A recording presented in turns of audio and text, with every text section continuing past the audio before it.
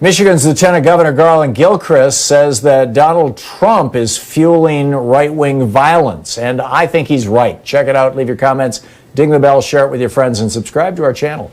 The Lieutenant Governor of Michigan, Garlin Gilchrist, is with us from Lansing, and Lieutenant Governor Gilchrist, it is great to have you back on the program. I'm wondering what the current state of these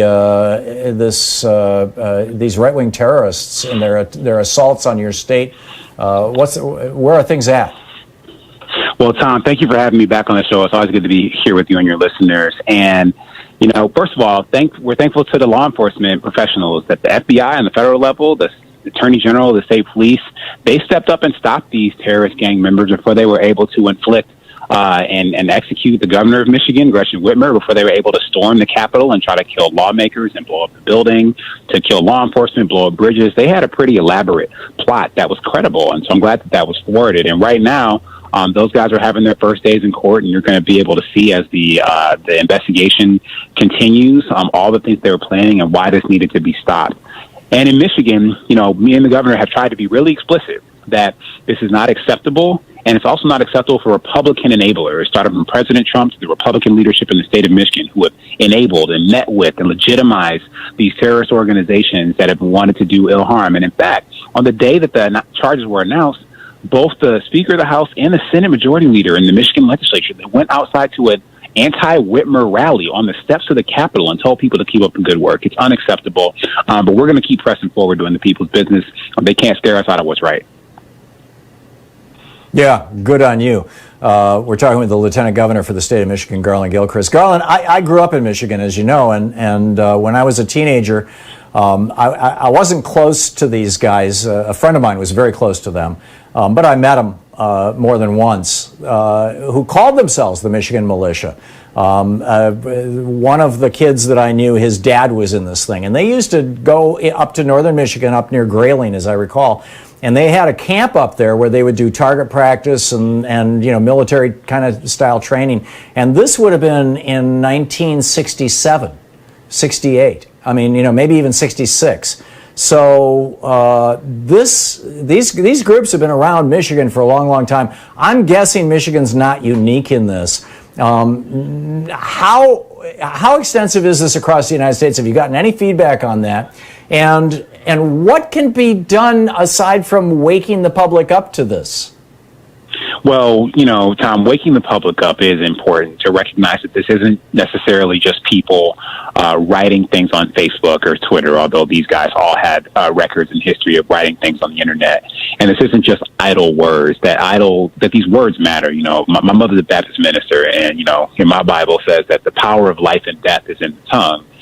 And so it is important that we recognize that these words can lead to deeds and actions. And so when you have the president, like, literally personally dangerously attacking Governor Gretchen Whitmer and calling people to arms in the state of Michigan, that creates the space rhetorically for these actions to happen in real life. So I think what needs to happen is people do need to wake up and recognize that these threats are real and be vigilant, but also recognize that the reason that these people are afraid to the point where they feel like they want to resort to violence is because the right things are happening. And ultimately, we can overwhelm all of this wrong with right. We can defeat these destructive people through the democratic process. And if we continue to vote out the people who enable them, they will have less space to operate. And the more that we sort of relegate them to the fringe of our society rather than the mainstream alongside the presidency, then we have the ability to be able to contain those threats of physical violence to people in Michigan. Are you all talking with the attorney generals, lieutenant governors, and governors of other states? I'm guessing this is not happening in a vacuum. Yeah, it doesn't. And, you know, even the FBI or the federal feds themselves, Department of Homeland Security, has said that, you know, since Trump took office, the rise in violent right-wing extremism has been, and hate crimes and things like that, has gone up considerably. And so, I mean, his own administration officials have even acknowledged that he is causing these problems, or enabling people who want to cause this kind of harm. And so I've been in conversation with my counterparts in other states. Our Attorney General, Dana Nessel, she's been hard at work at this along with her colleagues. And so there's continued work to be done to make sure that no one is threatened, whether you are a governor or whether you are a citizen, a resident who's not an elected official. Your safety is important. I mean, I saw two of these men who were arrested with my own eyes in the Senate gallery in Michigan with semi-automatic weapons when they came there to storm the Capitol months ago.